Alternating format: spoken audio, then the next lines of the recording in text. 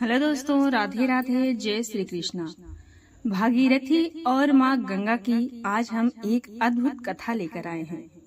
पौराणिक कथाओं के अनुसार धरती पर गंगा का अवतरण भागीरथ के प्रयास से ही संभव हो सका।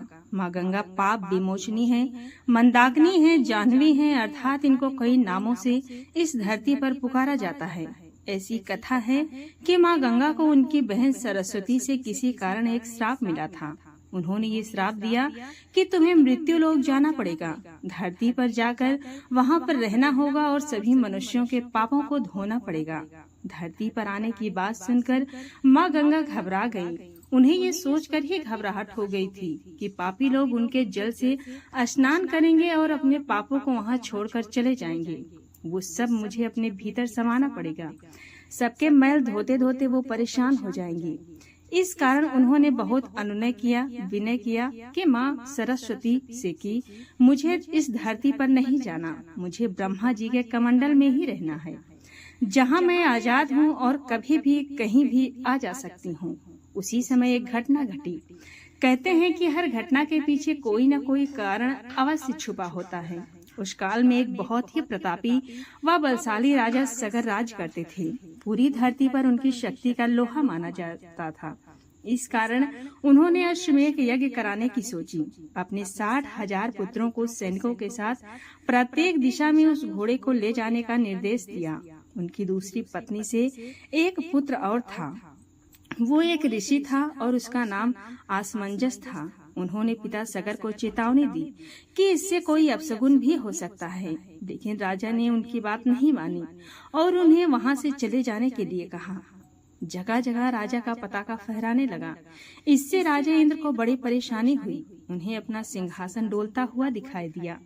उन्होंने इसे रोकने के लिए एक युक्ति सोची। जब रात में जब सब सो रहे थे और उन्होंने पहरेदार उनके घोड़े की रक्षा कर रहे थे, तब इंद्रदेव ने कुछ ऐसी माया रची कि वे सब पहरेदार सो गए। इंद्रदेव ने उनका घोड़ा उठाकर कपिल मुनि के आश्रम में बांध दिया। कपिल मुनि वर्षों से वहां जंगल में तपस्या कर रहे थे। जब सैनिकों ने और उनके पुत्रों ने देखा कि घोड़ा वहां से नदारद है, तो सभी दिशाओं में वे दौड़ पड़े। पता चला कि वो घोड़ा तो कपिल मुनि के आश्रम में बंधा हुआ है।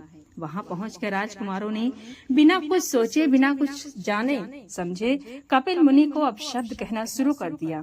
कपिल मुनि का ध्यान भंग हुआ तो उन्हें क्रोध आ गया और उनके तेज से वे सभी 60,000 पुत्र अग्नि में जल उठे और भस्माभूत हो गए। ये खबर जब राजा सगर को पता चली तो तत्काल उनकी आकस्मिक मृत्यु हो गई। इस बात को जब ऋषि आसमंजस को पता चली तब वे बहुत ही दुख में पड़ गए और कपिल मुनि के आश्रम में जाकर उन्होंने बहुत अनुनय विनय की। उनके 60,000 भाइयों को मुक्ति करने का ईश्वर कोई उपाय बताएं, नहीं तो ये सभी यहीं धरती पर भटकते ही रह जाएंगे। कपिल मुनि ने अपने तेज के द्वारा ये बताया कि इनको तारने के लिए माँ गंगा को धरती पर लाना पड़ेगा। एक वही है जो इनको तार सकती हैं, मुक्त कर सकती हैं। तब ऋषि आसमंजस हिमालय पर चले गए और उन्होंने घोर तपस्या किया, लेकिन धीरे धीरे उनका शरीर वहां पर छूट गया और वो उसी बर्फ में विलीन हो गए। फिर उनके पुत्र दिलीप ने इस साधना को करना शुरू किया अपने पूर्वजों को उतारने के लिए, लेकिन वो भी कालवित हो गए और बर्फ में समा गए। जब राजा दिलीप के पुत्र भगीरथी को यह बात पता चली तो उन्होंने भी माँ गंगा के अवतरण की कृपा को प्राप्त करने के लिए तपस्या करनी शुरू कर दी। उन्होंने ब्रह्मदेव को प्रसन्न किया। भागीरथी की घोर तपस्या को देखकर माँ पार्वती ने भी माँ गंगा को समझाया कि वो अपनी जिद छोड़ दें और पुण्य कार्य को करें।